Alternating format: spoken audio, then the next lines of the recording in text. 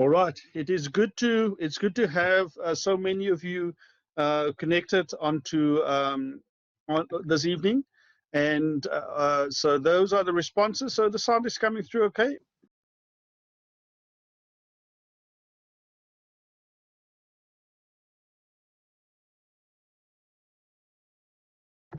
All right. Let's try that again. Just as I was about to say that the connection is okay, I start dropping off. I am using my phone as a modem to connect.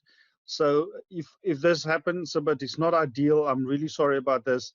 But we do have load shedding where we are at the moment. So just let me,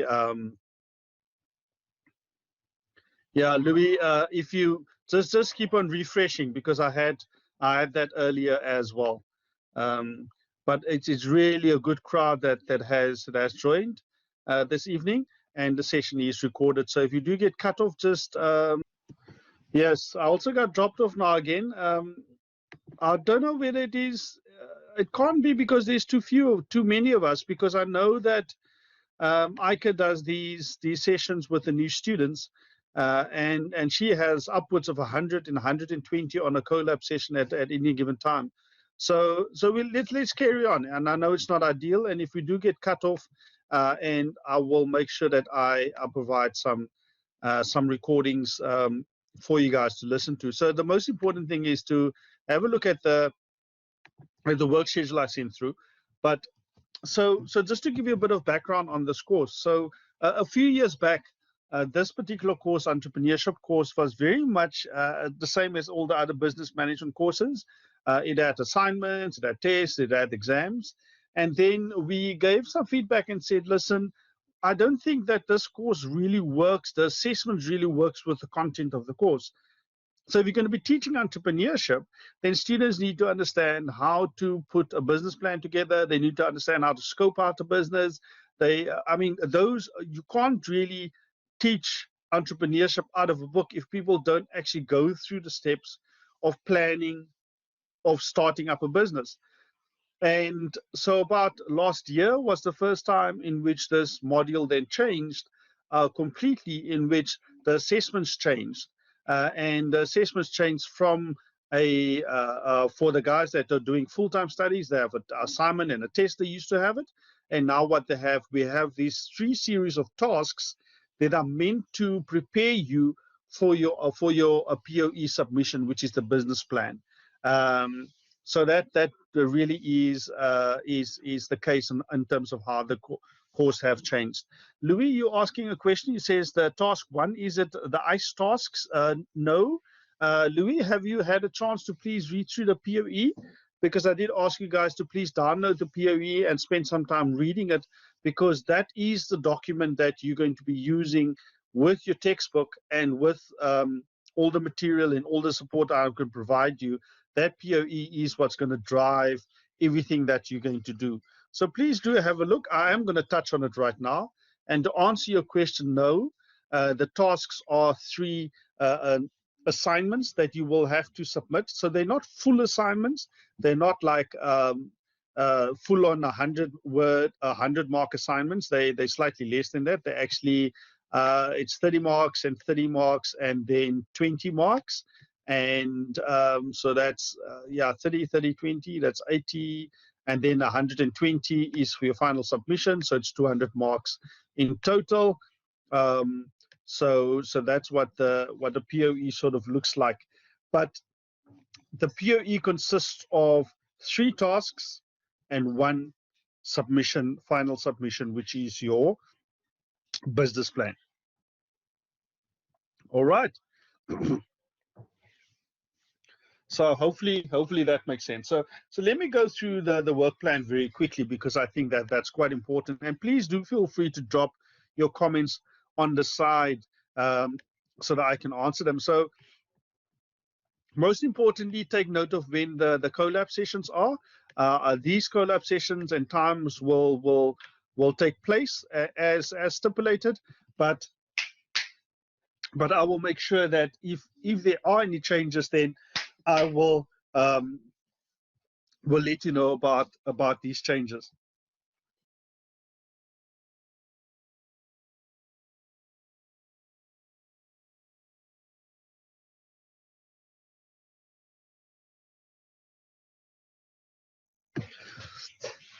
Sorry about that. So I will make sure that if there are changes on the collab sessions and the times, then I will communicate that timelessly to you. So what I've put down here is something that you can use as a guideline. All right. So now that you're already aware that there is no specific exam that you have to study for, so now you have to ask yourselves, now, how do I prepare then for this course? So if I have a textbook, what do I do with the textbook? Do I go through it? Do I read it? Do I study it? Do I need to buy a textbook? Is it entirely necessary? But okay, so what do you guys think? Eunice, you said to make it a bit bigger. All right, I can make it slightly bigger. There we go. I don't want to lose some of the stuff on the edges though. So just let me know if you can still see, if you can see that that a bit. So now my question to you is, do you think looking at the course the way it is, do you think you still need a textbook? Do you think you're going to use your textbook? Yes, no, maybe just give a thumbs up or a thumbs down, or maybe a yes or no in the comment section.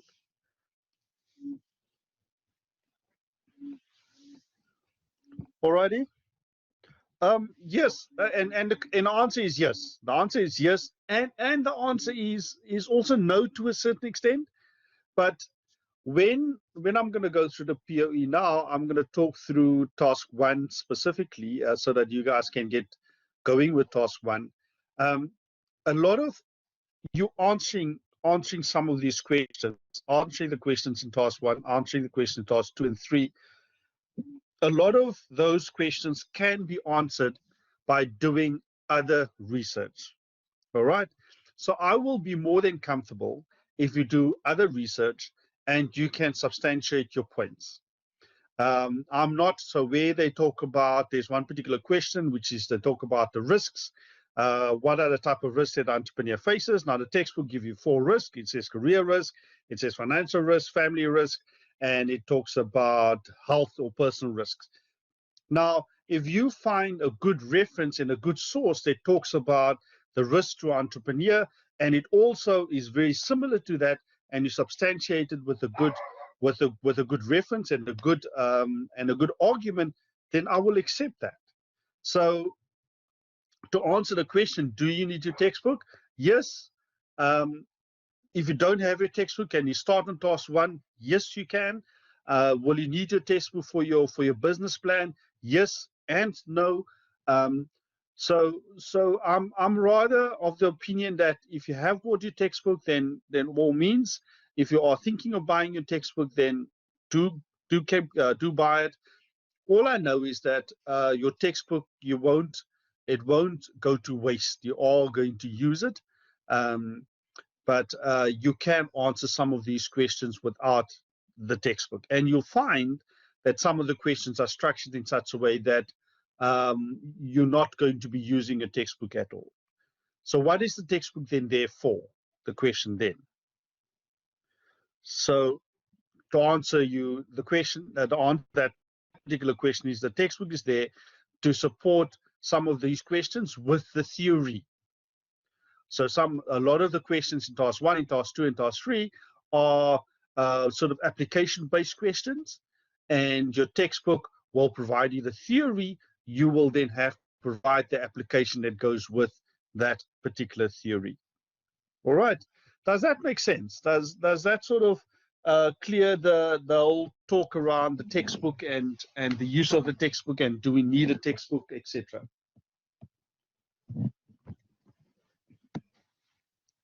Yes? No?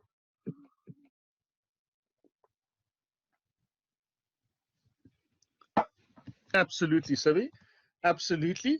And again, if you find other research, if you do other research and you find good sources that can support your points, then by all means, you will see from the way the questions are asked when we go through the questions especially task 1, when we go through the questions do not, many of them don't have a right and wrong answer. They have an answer, and then you have to support it with some theory and a lot more support with application. So now you're beginning to get a sense that this course is very different from any other module that you've done before. It's very much like the WIL module that you're going to do in your final semester, which is a work integrated learning module, in which you do a final submission. It's almost like one big POE. So think of it in that particular way. Now, traditionally, for those that knows how POEs work, POE stands for, anyone knows what the POE stands for?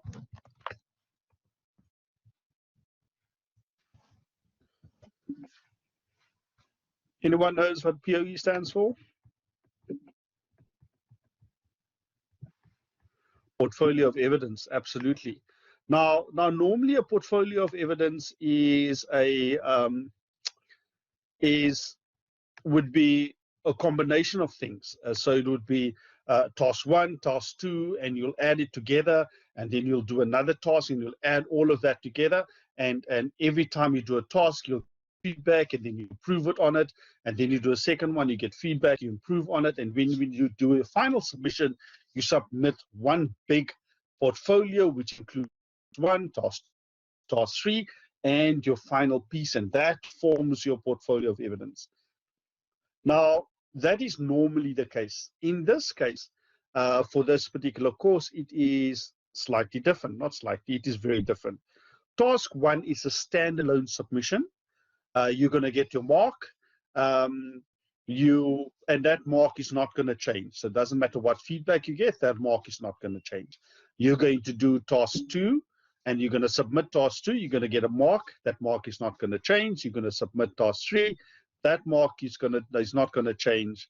And then finally, when you have your business plan, you will then submit your business plan, and you won't need to submit task 1, task 2, task 3 as part of your business plan.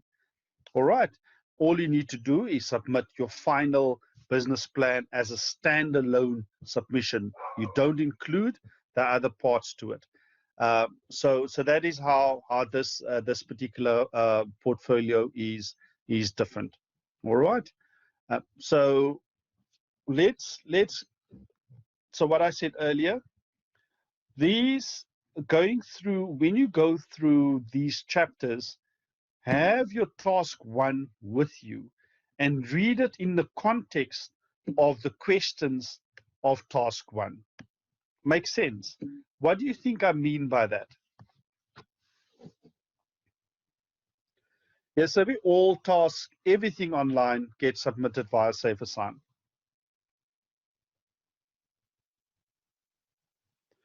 No, you don't need to make, well, when you look at your final submission, you'll see that it is a business plan. And as part of your business plan, you will make reference to a lot of the other stuff that you've submitted already with the description, because the business plan consists of a description of your business, your marketing plan, your operations plan, your financial analysis. It makes reference to your risks and et cetera, and on all of those elements. So everything that you do, everything that prepares you, so think of tasks 1, 2, and 3 preparing you for the business plan, and it's meant to do that. It's meant to build up towards the business plan. All right. Courtney, you've got a question. You said, to confirm what you've just said, there will be 4 separate submissions, then task 1, 2, 3, and then the POE all separate. That is correct. Okay. All right. Are there any other questions regarding just the structure of the course, just the submissions? Because it is very different from any other course that you've done or are doing. And I want you to be absolutely certain that you fully understand the structure of it, the requirements, and what you need to do in terms of the submissions. So most importantly, there's a new thing that is going to be included. So we submit as a final submission on every task. You submit each task separately. Nomza, you're asking, is there anyone else still waiting for the textbook from Wise Books? So the final POE. Nomza, I don't know. Maybe you can post that on a WhatsApp group and see who else is still waiting. I do know that they're falling behind a bit with the deliveries. So Idris, you're asking, so the final POE will include all tasks? No, Idris, that's exactly what I just tried to make absolutely clear so that you understand that this POE is very different from others. The POE you will submit task 1, you don't need to submit it again. Task 2, you don't need to submit it again. Task 3, you don't need to submit it again. And your business plan will be a standalone submission at the end. All right. All right. Eunice, you asked ice tasks. Yes, there will be ice tasks, and that is something I will discuss with you now. And then Asadi asking, how would we require to submit the task? Do we upload it somewhere? Yes, you do, Asad. You upload it via SafeAssign on VC Learn. So make sure that you understand where it needs to go and when it needs to be uploaded. Savi, you asking, would we use in-text referencing and bibliography referencing? Absolutely, you will have to do so. These tasks, even though the questions seem as if they are reflective questions, some of the questions seem a bit wishy-washy, all of these tasks, they are academic submissions which require you to submit a bibliography and in-text referencing and sufficient academic research if you want to do well in them. All right. I'm not going to stand for half-hearted submissions on these things because you need to approach each one of them with as if you're submitting an assignment. Even though they don't have 100 marks, some of them are, it's 20, 30, and 30. Even though they don't carry the weight as an assignment, I need to approach them each one like an assignment. It's not going to be as long as an assignment, but approach them like an assignment. All right. Okay, awesome.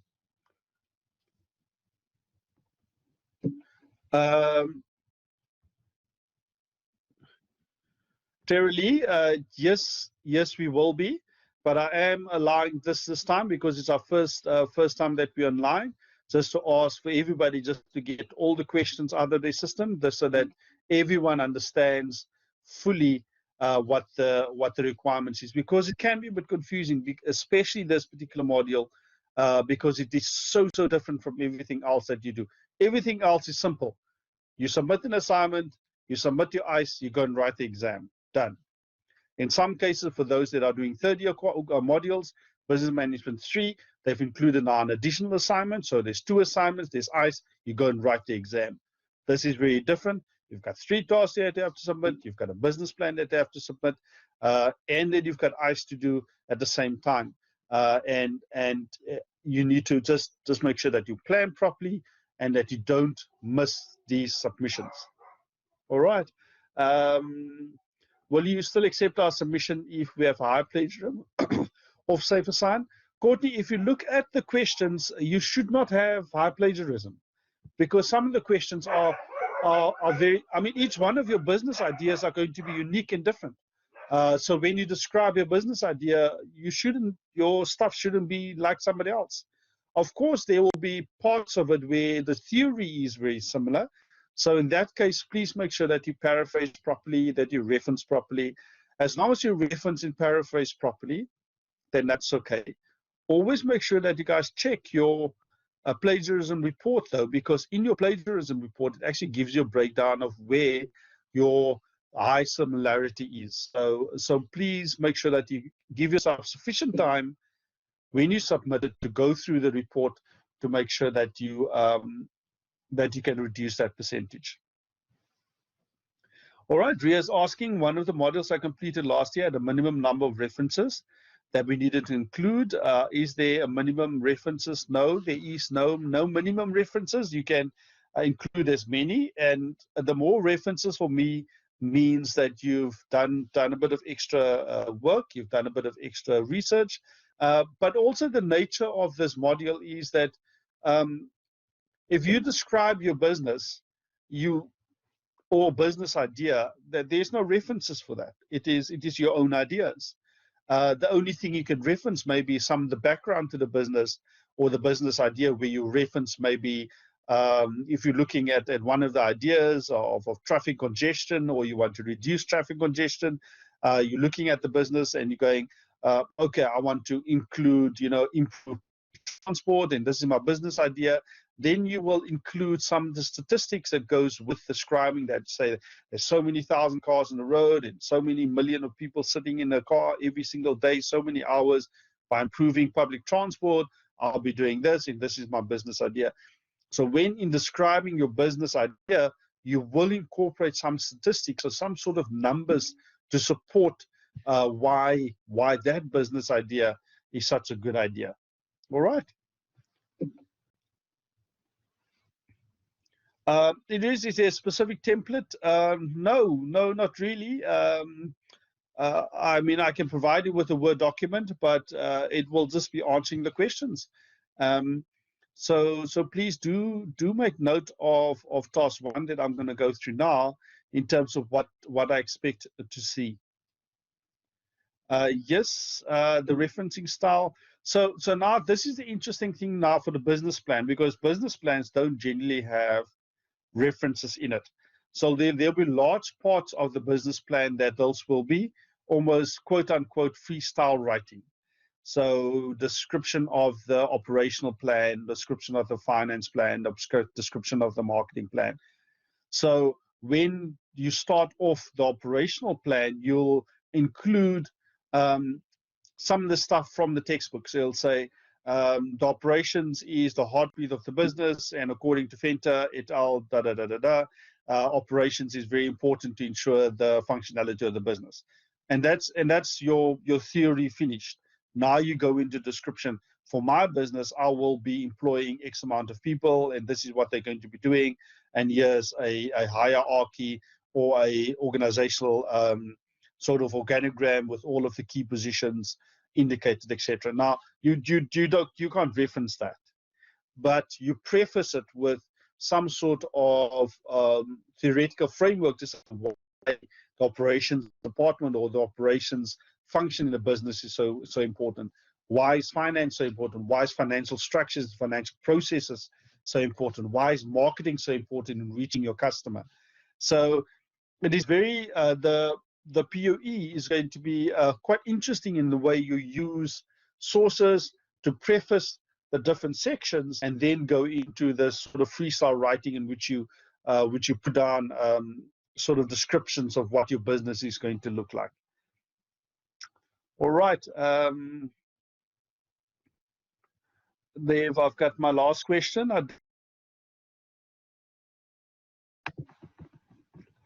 All right. I just hope you guys did not hear that exclamation at the end there. Okay.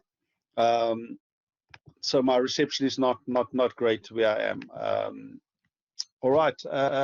It's the load shedding should come to an end in the next 10 minutes or so. So hopefully I'll be able to, for the final part of our session, be able to have a better signal. So what I want to do now is I want to chat about specifically the POE, and I want to go through the entire POE very, very briefly, and then I want to focus on task 1 more specifically. All right. So let's have a look. So this is what the POE looks like. And please, I need you guys to sit down and really take some time to read through it, because there's a lot of information contained in here. All right. Sorry, Adele, what was the last question that you had? Private entities versus yes. That was the last thing before I got cut off. So please, I'll chat to you about your business idea now. If you have, you need to focus on. You can focus on a public business. It can be NGO. It can be a business for good. It can be a social enterprise. It can be a private company. It can be a sole operator. But it needs to be one specific business. And keep it for the purposes of this module, so you can approach it in two ways. All right, so you can approach it in two ways. Some of you look at the POE and go, "Geez, I always wanted to start up my business. I'm going to learn the different steps and really put in the salt and really put in effort and have something at the end of it that's not just a module that you pass, but also something really tangible that you can use." Another approach might be, you know what, I know. So let me start again. So you can approach this module in two ways. The one way is you can look at it and you can do all of the work, and you can really put in the salt. You can really do a lot of effort because you want to start up a business. You might be working now and you might have like a side hustle and you want to turn that side hustle into a proper business. And here you're going to be learning some of the tools of how to scope up a business, feasibility, how to draw up and write up a business plan. And by all means, use the module in order to learn those skills in order to run or start up your own business, have something tangible at the end of it. Some of you might go, you know what, I'm not that entrepreneurial. It's not really something that I ever considered. So for me, it's part of my degree. I need to get this module over and done with. So if that's you, then keep things simple. Don't come up with any major, big, fancy idea. Nothing creative. A basic, simple business that requires, a simple idea, and then you go through the steps, and you'll still do well with the module. You'll still pass it well. You'll still get good marks, and you tick it off, and off you go, and it's done. So you need to kind of right at the beginning sort of make that decision in terms of how much effort am I going to put into this thing. Am I going to start up my own thing one day and this is a good opportunity to learn? Or it's just a module, let me just get through the motions, let me just do what I need to do and get it over and done with and pass the module. So do make that decision. And you can. So first of all, they give you quite a bit of information. They talk about these major problems that South Africa faces, and you have to look at a feasible and realistic solution to solve some of these problems. So when I talk about feasible, what do I mean? What does feasible mean? Can anybody in one or two words tell me what is feasible? I see Gugu hasn't really commented. Gugu, if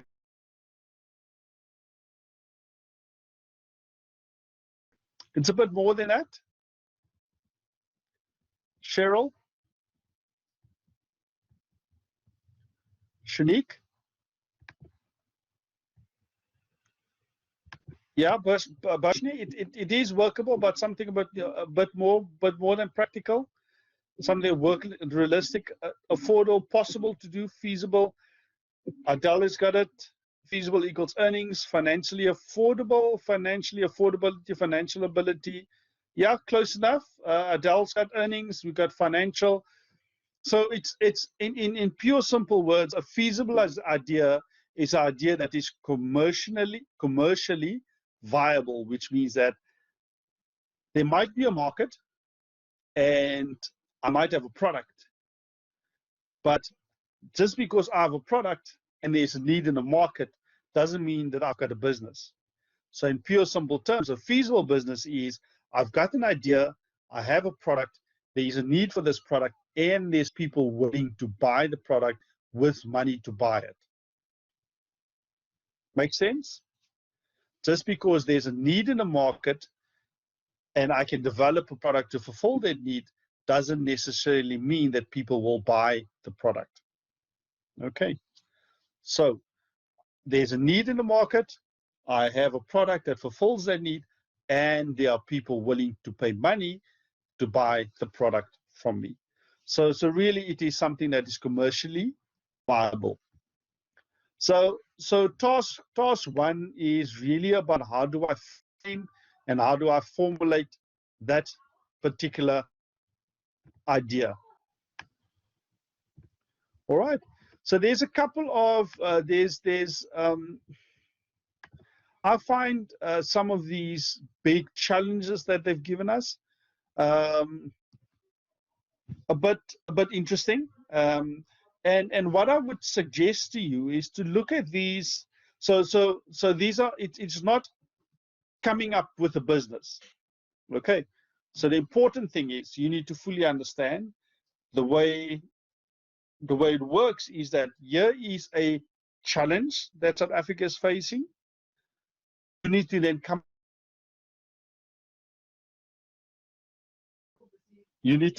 up with a solution. Then need to take that solution and say, okay, you want to formulate a business that speaks to the solution. Okay, so let me say that again. Thanks, Ria. So let me say that again. These challenges that has been identified, you have to identify a solution, and then based on that solution, you will then have to come up with a business idea that speaks to the solution. Does not speak to the crisis, it speaks to the solution. So let me give you an idea. So you say, listen, there's an energy crisis in South Africa, load shedding, quite poignant. There's a load shedding, there's energy crisis in South Africa. Now you need to frame that crisis. You need to say to yourself, now there's two reasons why there's load shedding. One is because we're using too much electricity. So we need to find ways to use less. Finding ways to use less is a solution because you frame the problem in a specific way.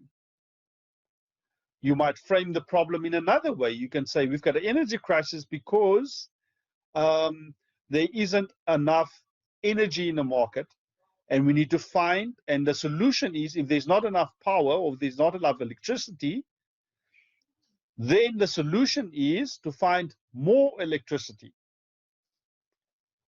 So depending on how you frame the problem, you come up with two different solutions. The one solution is using less.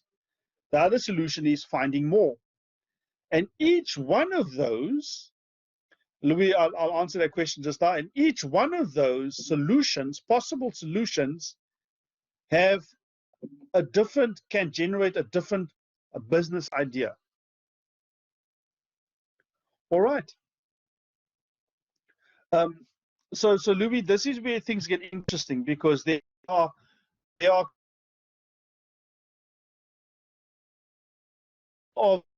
is going to be, if we follow this idea of framing the problem and then finding a solution, and then developing a business that speaks to that solution, picking something that is something that's a bit difficult to pin down, that's a bit difficult to frame properly. So to run off with to maybe talk about your particular example, you say there's energy crisis because of too much corruption. Okay, so how do you reduce corruption? You reduce it by arresting people, or you can say we can reduce corruption by privatizing Eskom. Okay, so privatizing Eskom is a possible solution. Okay, so if you privatize Eskom, then that's a possible solution. Now, how am I going to find and develop a business that can speak to that solution? You know, I might start up my own private company or whatever the case may be. So it's all about how you frame the problem in order to generate a solution and how you then develop a business idea based on that solution.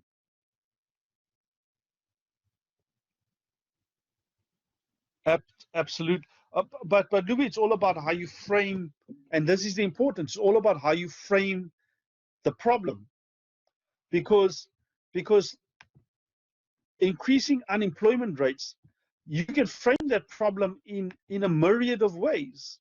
You know, so let me give you an example. So So I'm framing the problem, increasing unemployment rates is not because there's no jobs, it's because people don't have sufficient skills. So that's the problem, is that people that don't have the right skills for the right job. So I'm saying unemployment rates are going up because people don't have the right skills for the right jobs. That's one way of phrasing it. Now, because I phrased it in that way, now I can find the solution. So what's the solution for getting people to have the right skills for the right job? The solution then would be maybe training, maybe different curriculum at school, etc., etc. Or I can say there's increasing unemployment rates because people don't realize that entrepreneurship is a possible pathway into being self-employed, and being self-employed is just as good as being employed. Now, if I'm framing the problem in that way, then the solution is also very different. Then what is the solution? Teach people about entrepreneurship at the school level, at high school level, and then, okay, so if I'm saying teaching people about entrepreneurship and making entrepreneurship to have the same allure, to have the same status and the same prestige as going studying, then how do we do that? We then say, okay, then let's build it into curriculum and make sure that entrepreneurship forms a core part of the curriculum at high school. Okay, now how do I do that? Now where's the business opportunity from that solution? The business opportunity might not be core to the curriculum, but I can develop a training program for high school kids that can be run over winter clinic, or that can be run over end of year holidays, 2-week program, teaching them about entrepreneurship, making them aware that entrepreneurship is an important opportunity other than just going to find a job or going studying, etc. So it's all about how you frame, how you look at all of these things and say, how do I frame it? And once I frame it in a particular way, what is the solution? And once I've come up with the solution, then what is the business opportunity in that solution? All right. So you're asking how to the root cause analysis on each one, find out why and what and how. Not necessarily. It's all about how you frame it. And once you frame it in a particular way, you then go and find the research and find the evidence to support your framing. Thoroughly, do we also have to figure out how the business will become profitable? That will be at a later stage. All right. So now that we have the areas, now that you have the context of your business in terms of how your business will operate. So now let's have a look at question or task 1 questions.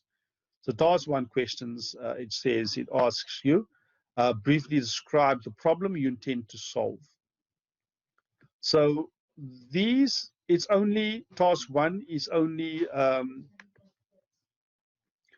only 20 marks, but please approach it as if it is a full-on assignment. So for question 1, and this is, so somebody, I think Ron asked me earlier, is there a template? So maybe what I will do is I'll draw up a template and give you some sort of word indication of what I'm looking for. I don't want, for 20 marks, I don't want you to write a 15-page thesis or mini thesis or research report, but what I want to see is, I don't want 5 sentences either. Okay, so I'll give you some directions or some guardrails or some sort of framework to work within, because in describing your problem, 5 sentences is not going to be enough. So don't look at the mark allocation and go, oh no, it's only 5 marks. It's 1 paragraph. You need to be, so I'll provide you with some framework. It's not going to be a 15-page thesis, but it's also not going to be a 1-page that you're going to submit. Okay. So when you describe the problem, this is where I want to see some numbers. So when you talk about unemployment, I want you to bring in unemployment data. I want you to, so you might say, I want to talk about unemployment, and generally, so you'll say, I'll talk about unemployment. There's so many people unemployed, the official number, unofficially, it's so many. So now in my solution, I want to specifically focus on youth unemployment, and then we talk about unemployment. There's so many people that are unemployed, X amount. So I want to see you start off like an inverted pyramid in which you start off with some of the causes or some of the information, and then you go right down to your problem. So you get right down to your problem statement. And in that first question is also how you frame the solution, and how you how you frame the problem, and how you develop a solution from. All right, it looks like our lights have just gone on, so that's fantastic, and it does mean that I'm back onto our reception, our modem.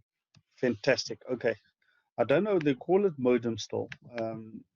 Anyway, okay, sorry about that, guys. Tonight was not one of my greatest experiences with Blackboard, but I think we've got most of it through, most of it in. Okay, so question one, as I said, please make sure that you frame it, that you frame the problem in a specific way, and be open about how you frame it. I need to see some numbers. I need you to show me some numbers in terms of what the problem is, and then I need you to give me a solution in terms of, okay, this is how I intend to solve the problem by my solution. Remember that question one is not the business idea yet. So this is not the business idea yet. Okay, it's just a solution. You will then have multiple different ways of solving that problem, and that will form part of some of these other questions. Okay, so let me go through that. So that's the first one, and then now question. So that is some of the solutions and your intention of solving it. Question two then gives you then the opportunity to tell me, here are 15 potential business ideas or 20 business ideas that can all solve this problem that I've identified. And out of these 20 ideas, this is the one that I choose for these reasons.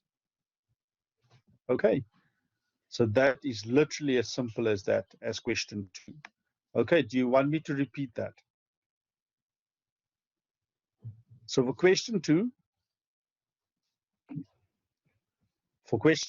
you're going to list all of these. Literally, you're going to list them. You're going to maybe give a little description of what the business idea is. You're going to list, because remember in question one, you say this is one way of solving the problem. Question two, you say, here's all the businesses that can potentially solve this problem. Here's the business ideas that can potentially solve this problem. There's 20 of them. There's 30. There's 40 of them. This is the one that I'm choosing because of these reasons. Make sense?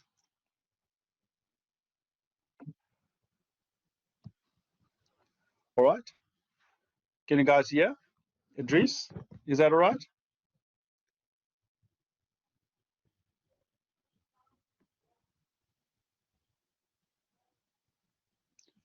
What's that? Sivi, you need at least 4. No, a lot more. So the question says there are at least 4 source ideas you consult in order to come up with a solution to your identify. So the first part of the question is identify at least 4 sources. Identify at least 4 sources. Let me get this right. At least 4 sources of ideas. So this is out of the textbook. So you need to tell me what are the 4 sources that you've consulted in order to come up with your idea. And then you draw your mapping document, which is all in the same document. Your mapping document, after you've listed or explained the sources of your ideas. So you're going to say that I have spoken to friends, I've spoken to family, I've done some internet research, and I have I've read a book, or I watched a movie, or I saw something on YouTube, or anything, not anything. When coming up with these 20 ideas, you should have at least consulted something. You should have at least spoken to people about it. you should have at least read up about it, because you can't just, I mean, yes, you can sit and literally pull out 20 ideas, but you must have found them in places. You must have sourced them from somewhere. All right. So in the process of coming up with these 20 or 30 or 40, you would have consulted some sources, and that is what you put down. So when you answer question 2, you say, these are the 5. In consulting the following 4, it literally will sound like this. In consulting the following 4 sources, which include this, this, and this, and this, I've come up with the following 30 ideas, business concepts, business ideas that will potentially solve the problem that I've identified in question 1. These business concepts are, boom, boom, boom, you go through it. Number 25, which is, and you describe the business concept, is the one that I choose for the following reasons. And then you list at least 5 or 6 reasons as to why you've chosen that. Okay. Does that make sense? That's, I mean, I've literally now given you exactly what it should sound like.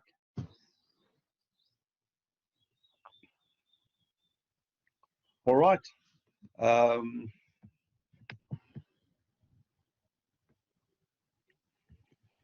right. We've got quite a few people that are a bit quiet in the background. Moving on to question number 3, explaining no more than 3 sentences. No more than 3. So this is the only one where literally you have, it says no more than 3 sentences that you intend to implement why and how you think the business idea will solve the problem.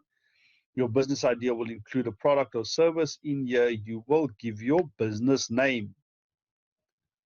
All right. Very specific instructions. 3 sentences. Why and how you think the business idea will solve the problem. And a product and a business name. All right. So question 3, you're comfortable with. You know exactly what you need to do there. And then question 4, explain at least 3 types of risks. Now, this is where you can do some additional research. This is also the place where you can use some of the risk out of your textbook. And this is also where you have to apply it to yourself as well. So you can say there are 4 types of risks. The textbook or Fenton and Lowe identifies 4 types of risks.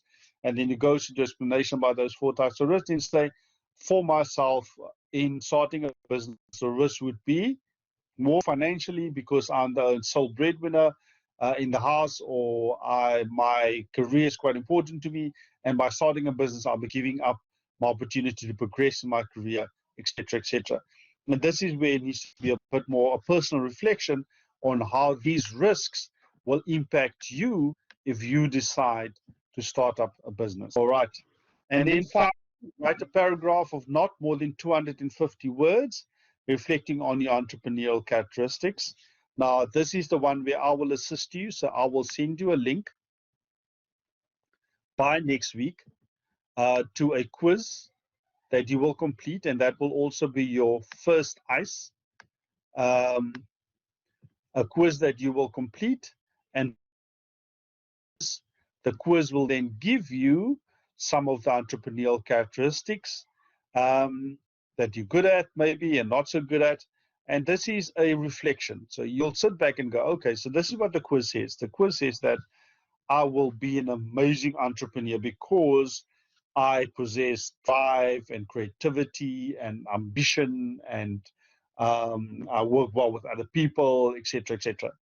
Then you reflect on those characteristics, but not just the good stuff. You must also reflect on the stuff that didn't come up so well, or maybe the quiz identify you as maybe as not an entrepreneur. Maybe you don't have, or maybe you don't show the characteristics of an entrepreneur.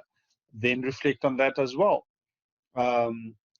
So please do spend the time. So I'm going to send you the link.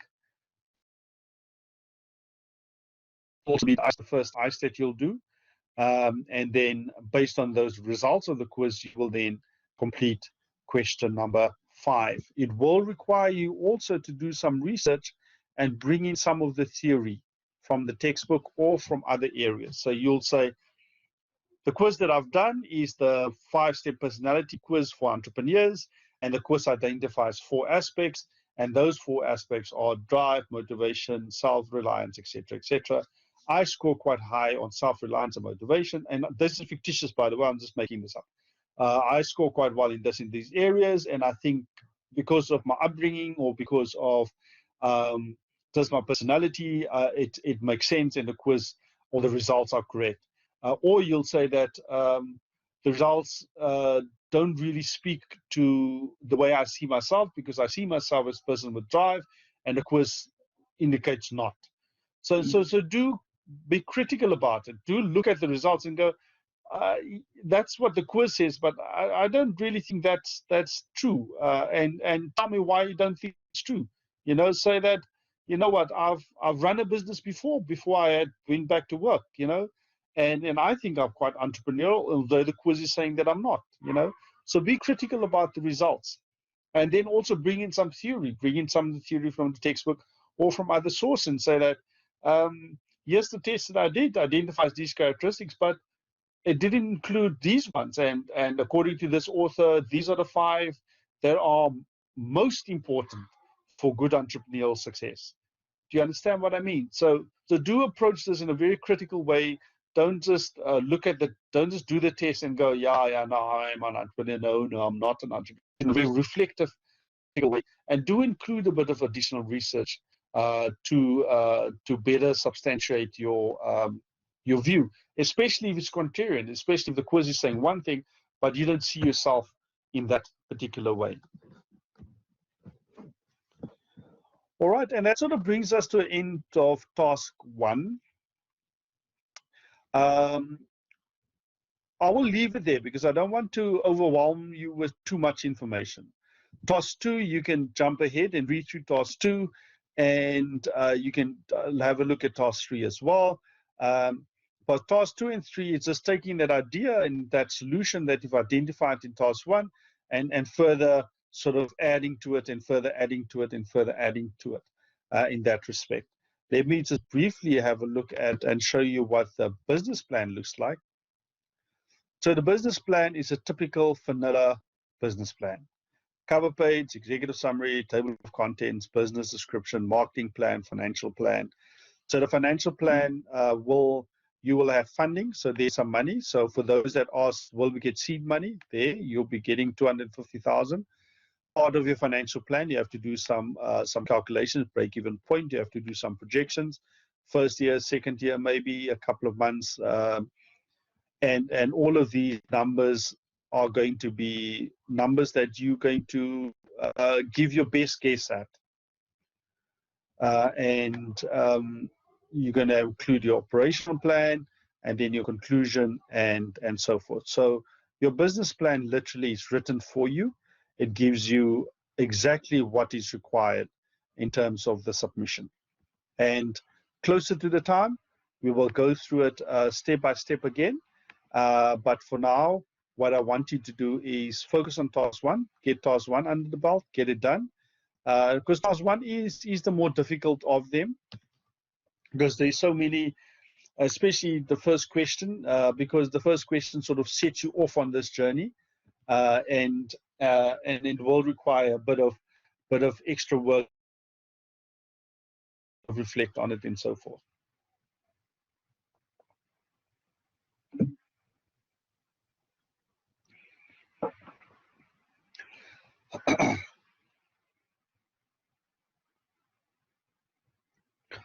Sylvie, what I would suggest is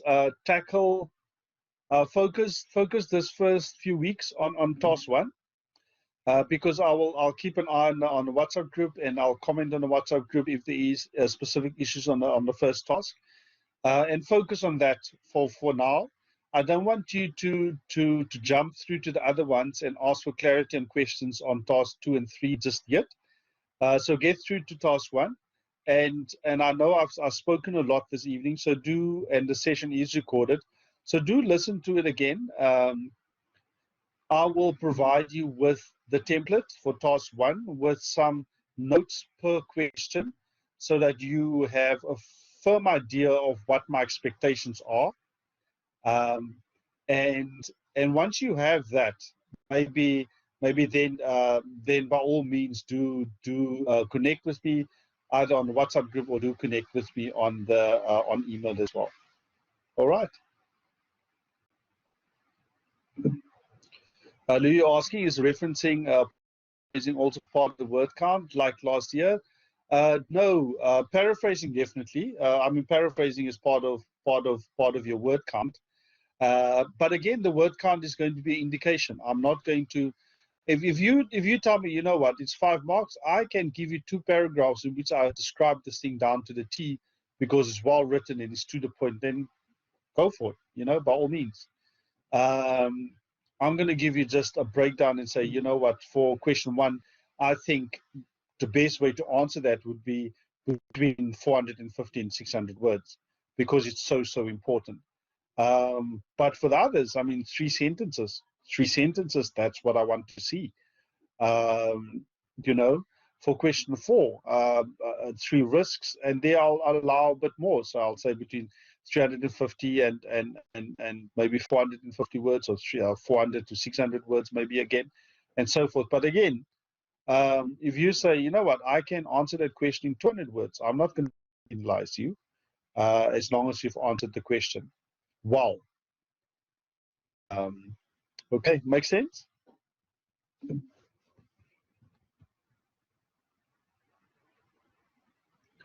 By all means, Sabi, yeah, try not to go over it because I'm going to be quite generous with the word count. Try not to go over it. But you won't be penalized for doing it under. But again, if I'm saying 200 words and you give me 2 sentences, then there's not sufficient depth in 2 sentences to answer a question, except where the question says 3 sentences, you know. All right, cool, guys. Thank you very much. I really appreciate all of the connection and the engagement this evening. I really appreciate all of the questions. And please stay connected. Please use the WhatsApp group to support one another. It has been fantastic the way you guys have shared information, the way you guys have shared stuff already. I normally check that group sort of 2 or 3 times a day, not all the time, and out on it if there's any questions. But please also do email me as well. So I'm here for you to email me as well, and I'll get back to you on email. So guys, yeah, get stuck into task 1, and I'm looking forward to our next session together. All right, great stuff, guys. Thank you very much. Cheers, guys.